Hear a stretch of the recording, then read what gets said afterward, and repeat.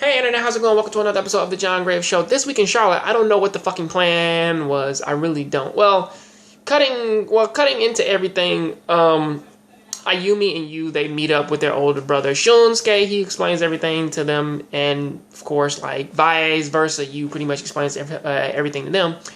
However, they still say that they don't know how Yu got his memories back, if anything. You knows how he got them back. Well, at least, like, we know how he got them back. I believe that, like, the lead singer of that hit band actually has the ability to actually negate other people's, like, long-term mental effects.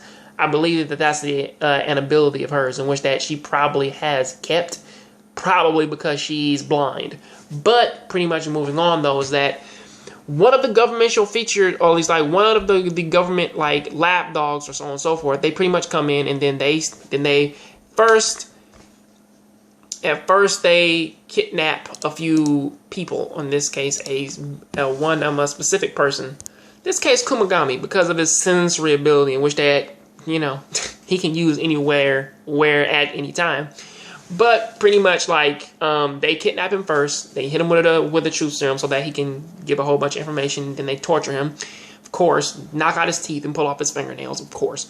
Then that's when they kidnap Now. And when they kidnap Now, that's when they say that that's when they ask for you. And then when they go and get you, because now the whole plan was that whatever happens, if Yu goes there, he can go back in time and fix everything so that nothing really happens, or at least he can go back in time and do all this stuff before things get as terrible as they have. However, once Yu gets there, and then they give, I forget the other guy's name, the driver, they give him the key to go help his family. That's when they sick a girl on him to slice one of his eyes. And so that he can't go back in time. I guess probably because they thought that was his only ability. But if that was his only ability, or better yet, if he only has two abilities, which is like the takeover body ability, and then you knew that he can travel back in time, the question still remains is, if you damage one of his eyes and he can't do his abilities anymore, then why do you have use for him? But give or take that, even though they did take like one of his eyes, he still had the ability to do the collapse ability, and also he had the telekinesis ability, which that he tried to murder them with. But then since they didn't call off the girl and she stabs him in the damn arm, he uses the fucking collapse ability and brings down the roof and and knocks everybody out, killing off Kumagami, of course, because he had to protect Now. But really, I still ask the question. I don't know what their plan was. Kidnap Kumagami, kidnap Now, then ask for you, a guy who can pretty much like take over your body and force you to walk over the edge head first, murdering both of you. It's really weird.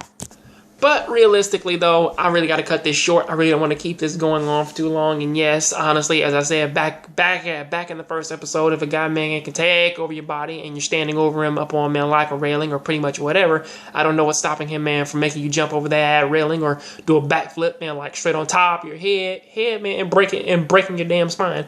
I don't know. I don't know whether they sick the girl on him or pretty much whatever, but hey, hopefully, like, we do get a whole bunch of useful information from them for the next episode. So yeah, that is what I gotta say about that. Please tell me what you think about this down in the comment section. Catch you guys on the next John Graves Show. Please keep watching anime, keep playing video games.